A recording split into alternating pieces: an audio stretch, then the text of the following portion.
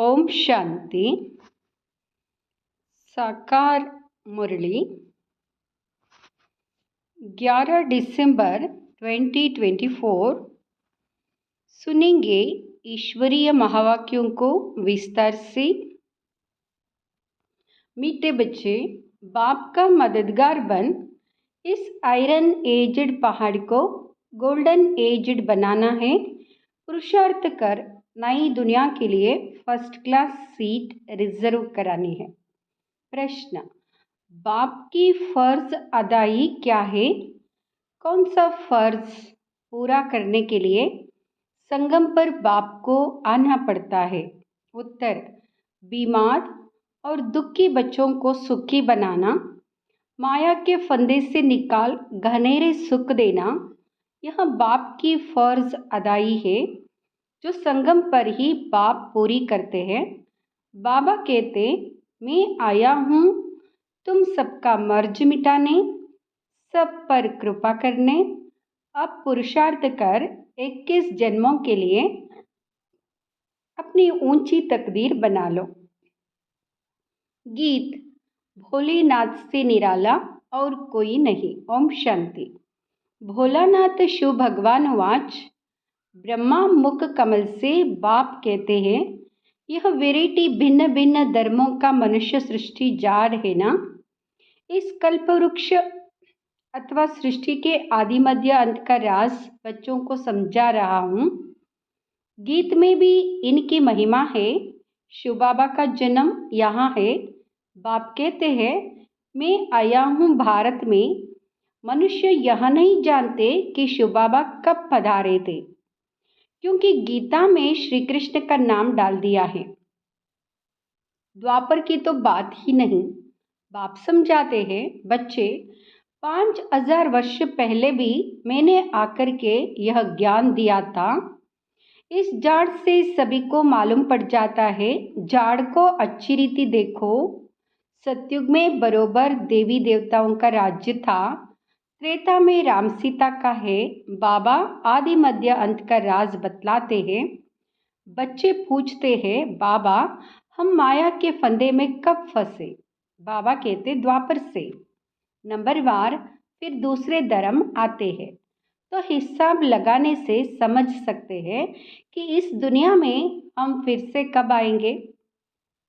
शिव बाबा कहते, मैं 5000 वर्ष बाद आया हूँ संगम पर अपना फर्ज निभाने। सभी जो भी मनुष्य मात्र है, सभी दुखी है, उनमें भी खास भारतवासी। ड्रामा अनुसार भारत को ही मैं सुखी बनाता हूँ। बाप का फर्ज होता है बच्चे बीमार पड़े तो उनकी दवा दरमल करना। यह है बहुत बड़ी बीमारी। सभी बीमारियों का मूल है 5 विकार है। बच्चे पूछते हैं, यह कब से शुरू हुए? द्वापर से। रावण की बात समझानी है। रावण को कोई देखा नहीं जाता, बुद्धि से समझा जाता है। बाप को भी बुद्धि से जाना जाता है। आत्मा मन बुद्धि सहित है। आत्मा जानती है कि हमारा बाप परमात्मा है। दुख सुख लेप चेप में आत्मा आती है। जब शरीर है तो आत्मा को दुख होता है। ऐसे नहीं कहते कि मुझ परमात्मा को दुखी मत करो। बाप भी समझाते हैं कि मेरा भी पाठ है। कल्प कल्प संगम पर आकर मैं पाठ बजाता हूँ। जिन बच्चों को मैंने सुख में भेजा था वह दुखी बन पड़े हैं, इसलिए फिर ड्रामा अनुसार मुझे आना पड़ता है। बाकी कचमच अवतार यह बातें हैं नहीं। कहते, परशुराम ने कुल्हाड़ा ले क्षत्रियों को मारा। यह सब है दंत कथाएं। तो अब बाप समझाते हैं, मुझे याद करो। यहाँ है जगदम्बा और जगत पिता, मदर और फादर कंट्री कहते हैं ना। भारतवासी याद भी करते, तुम माता पिता, तुम्हारी कृपा से सुख गनेरे तो बरोबर मिल रहे हैं। फिर जो जितना पुरुषार्थ करेंगे, जैसे बायोस्कोप में जाते हैं, फर्स्ट क्लास का रिजर्वेशन कराते हैं ना। बाप भी कहते, चाहे सूर्यवंशी चाहे चंद्रवंशी में सीट रिजर्व कराओ। जितना जो पुरुषार्थ करे उतना पद पा सकते हैं। तो सब मर्ज मिटाने बाप आए हैं। रावण ने सबको बहुत दुख दिया है। कोई भी मनुष्य की गति सदगति कर ना सके। यह है ही कलयुग का अंत। गुरु लोग शरीर छोड़ते हैं, फिर यहाँ ही पुनर्जन्म लेते हैं, तो फिर वहाँ औरों की क्या सदगति करेंगे? क्या इतने सभी अनेक गुरु मिलकर पतित सृष्टि को पावन बनाएंगे? गोवर्धन पर्वत तो कहते हैं ना, यह माता ये इस आयरन एजड पहाड़ को गोल्डन एजड बनाती है। गोवर्धन की फिर पूजा भी करते हैं। वहाँ है तत्व पूजा। सन्यासी भी ब्रह्म अथवा तत्व को याद करते हैं, समझते हैं वही परमात्मा है, ब्रह्म भगवान है। बाप कहते यह तो ब्रह्म है। ब्रह्मांड में तो आत्माएं अंडे मिसल रहती है। निराकारी जाड़ भी दिखाया गया है। हर एक का अपना अपना सेक्शन है। इस जाड़ का फाउंडेशन है भारत का सूर्यवंशी चंद्रवंशी घराना। फिर वृद्धि होती है।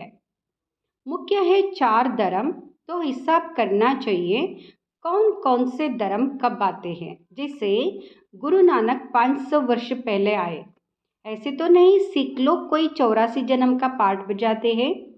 बाप कहते हैं 84 जन्म सिर्फ तुम ऑलराउंडर ब्राह्मणों के हैं। बाबा ने समझाया है कि तुम्हारा ही ऑलराउंड पाठ है।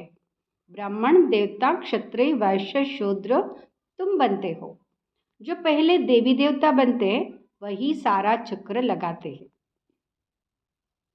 बाप कहते तुमने वेद शास्त्र तो बहुत सुने, अभी यह सुनो और जज करो कि शास्त्र राइट है या गुरु लोग राइट है या जो बाप सुनाते हैं वह राइट है। बाप को कहते ही है ट्रुथ। मैं सच बतलाता हूँ जिससे सतयुग बन जाता है। और द्वापर से लेकर तुम झूठ सुनते आए हो तो उससे नरक बन पड़ा है, उससे नरक बन पड़ा है। बाप कहते हैं मैं तुम्हारा गुलाम हूँ। भक्ति मार्ग में तुम गाते आए हो मैं गुलाम तेरा। अभी मैं तुम बच्चों की सेवा में आया हूँ। बाप को निराकारी निरहंकारी गाया जाता है। तो बाप कहते मेरा फर्ज है तुम बच्चों को सदा सुखी बनाना। गीत में भी है अगम निगम का भेद खोले। बाकी डमरू आदि बजाने की कोई बात नहीं है। यह तो आदि मध्य अंत का सारा समाचार सुनाते हैं। बाबा कहते हैं तुम सभी बच्चे एक्टर्स हो। मैं इस समय करण करावनहार हूँ।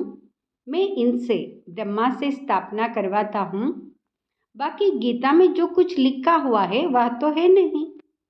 अभी तो प्रैक्टिकल बात है ना। बच्चों को यह सहज ज्ञान और सहज योग सिखलाता हूँ, योग लगवाता हूँ। कहाँ है ना योग लगवाने वाले, झोली भरने वाले, मर्ज मिटाने वाले। गीता का भी पूरा अर्थ समझाते हैं। योग सिखलाता हूँ और सिखलवाता भी हूँ।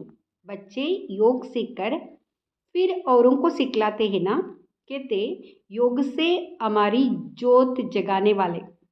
ऐसे गीत भी कोई घर में बैठकर सुने तो सारा ही ज्ञान बुद्धि में चक्र लगाएगा। बाप की याद से वर्षे का भी नशा चढ़ेगा। सिर्फ परमात्मा व भगवान कहने से मुख मीठा नहीं होता। बाबा माना ही वर्षा, बाबा माना ही वर्षा। भल तुम बच्चे बाबा से आदि मध्य अंत का ज्ञान सुनकर फिर औरों को सुनाते हो। इसे ही शंखध्वनि कहा जाता है। तुमको कोई पुस्तक आदि हाथ में नहीं है। बच्चों को सिर्फ धारणा करनी होती है। तुम हो सच्चे रूहानी ब्राह्मण, रूहानी बाप के बच्चे। सच्ची गीता से भारत स्वर्ग बनता है। वह तो सिर्फ कथाएं बैठ बनाई है। तुम सब पार्वतिया हो। तुमको यह अमर कथा सुना रहा हूँ। तुम सब द्रौपदी आओ। वहाँ कोई नंगन होते नहीं। कहते तब बच्चे कैसे पैदा होंगे? अरे है ही निर्विकारी तो विकार की बात कैसे हो सकती? तुम समझ नहीं सकेंगे कि योग बल से बच्चे कैसे पैदा होंगे। तुम आर्ग्यू करेंगे, परंतु यह तो शास्त्रों की बातें हैं ना। वहाँ है ही संपूर्ण निर्विकारी दुनिया, यहाँ है विकारी दुनिया। मैं जानता हूँ ड्रामा अनुसार माया फिर तुमको दुखी करेगी। मैं कल्प कल्प अपना फर्ज पालन करने आता हूँ। जानते हैं कल्प पहले वाले सिकिलदे ही आकर अपना वर्षा लेंगे। आसार भी दिखाते हैं यह वही महाभारत लड़ाई है। तुम्हें फिर से देवी देवता अथवा स्वर्ग का मालिक बनने का पुरुषार्थ करना है। इसमें स्थूल लड़ाई की कोई बात ही नहीं है। ना असुरों व देवताओं की लड़ाई हुई है। वहाँ तो माया ही नहीं जो लड़ाए। आधा कल्प ना कोई लड़ाई, ना कोई भी बीमारी, ना दुख शांति। अरे वहाँ तो सदैव सुख बाहर ही बाहर रहती है। हॉस्पिटल होती नहीं, बाकी स्कूल में पढ़ना तो होता ही है। अब तुम हर एक यहाँ से वर्षा ले जाते हो। मनुष्य पढ़ाई से अपने पैर पर खड़े हो जाते हैं। इस पर कहानी भी है। कोई ने पूछा तुम किसका खाती हो, तो कहा हम अपनी तकदीर का खाती हैं। वहाँ होती है हद की तकदीर, अभी तुम अपनी बेहद की तकदीर बनाते हो।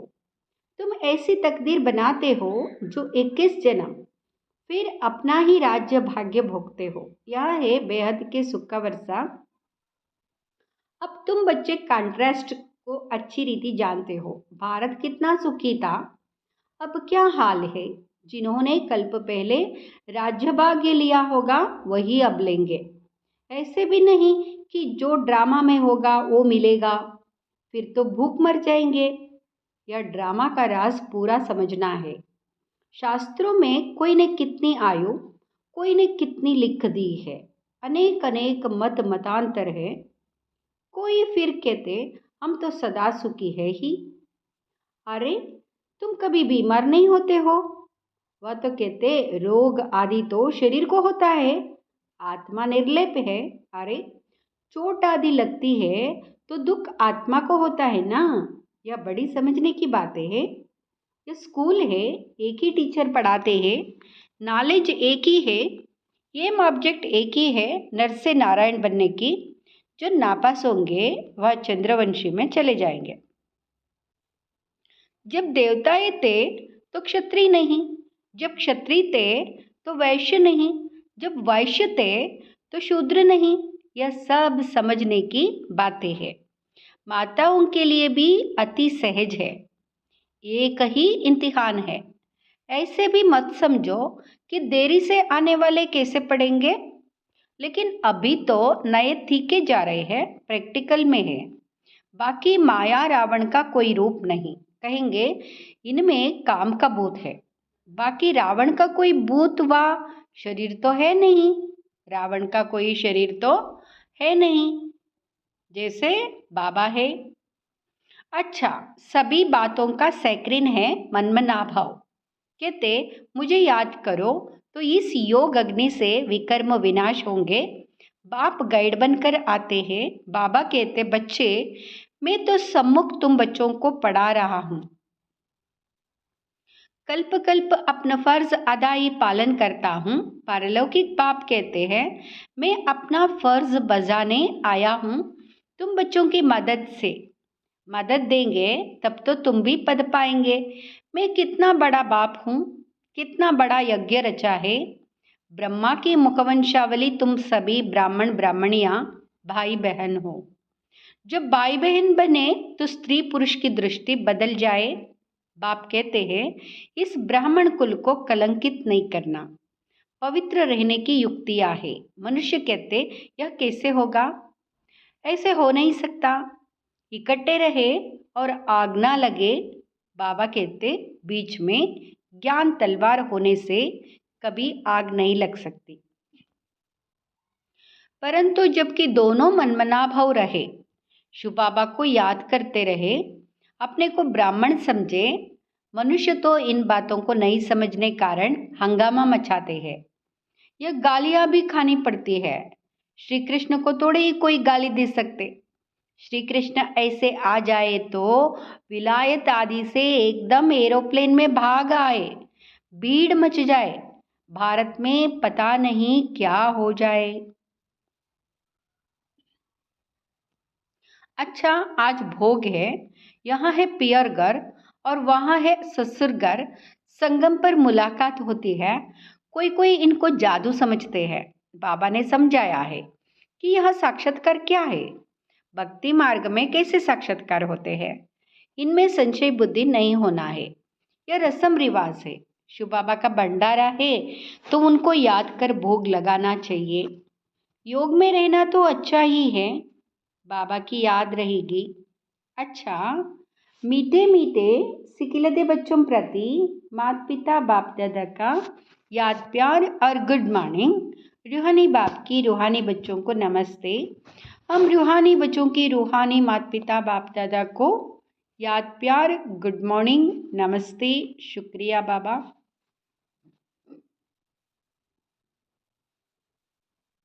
धारणा के लिए मुख्य सार। फर्स्ट, स्वयं को ब्रह्मा मुखवंशावली समझकर पक्का पवित्र ब्राह्मण बनना है।